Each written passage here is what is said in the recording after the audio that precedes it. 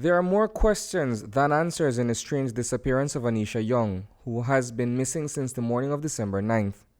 The 23-year-old employee of Voice International was last seen during the pre-dawn hours that Sunday as she was leaving from a staff event in a taxicab on Newtown Barracks. Annie's family has been searching intensely, combing everywhere they believe her body would have been disposed of.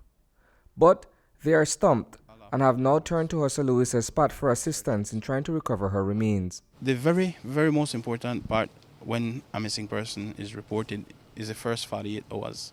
And when they go missing, remember that 24 hours after it is reported, it is when police start to take, should start to take action, is because within 48 hours, if that person is still alive, that's when chances are high to find them alive. After that, the chances of finding them alive is very slim. In the case of Annie's disappearance, it has been 9 days since she was last seen or heard from.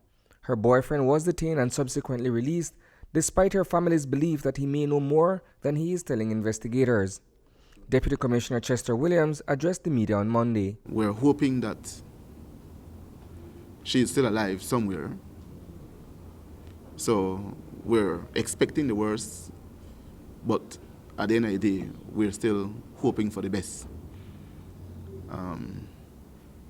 I would want to appeal to any member of the public who may have information that they believe could assist the police, as well as the family members of Ms. Young, to bring closure to this unfortunate situation. It's an urgent request also being made by Annie's relatives.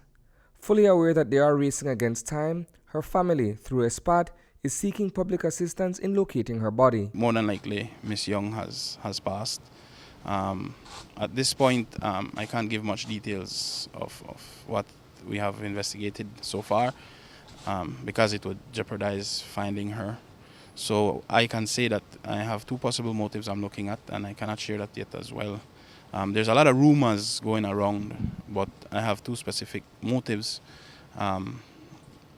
This case is very, very, very delicate. My thing here is not to investigate who is the murderer or to send anybody to jail. That's the police job.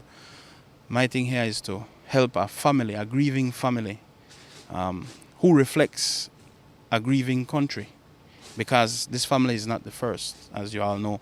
The police department has pledged its assistance, despite public criticism from Young's family that much hasn't been done to uncover the mystery of her disappearance. Our efforts will continue this week. Whatever information we may receive will be followed, and I will task Mr. Cower after this conference is over to work more closely with the family, because I know that they have had complaints in the past. On Monday afternoon, as promised, DCP Williams and Assistant Superintendent Alejandro Cowa, who leads the CIB team in Belize City, met with the family. There was very little that the police department is offering. How sincere they are being, I'm not sure, But all they have promised is that whenever I'm ready to give the go-ahead, they would have a team of GSU, Special Unit, Tactic Unit, the K9 units, the Coast Guard, basically offering us their resources, But in terms of the investigation, I'm not saying that they haven't done absolutely nothing, but the most part and the most crucial part has been done by the family and myself. Notwithstanding those efforts, the puzzle that is Annie's vanishing is yet to be solved. Reporting for News 5, I am Isani Cayetano.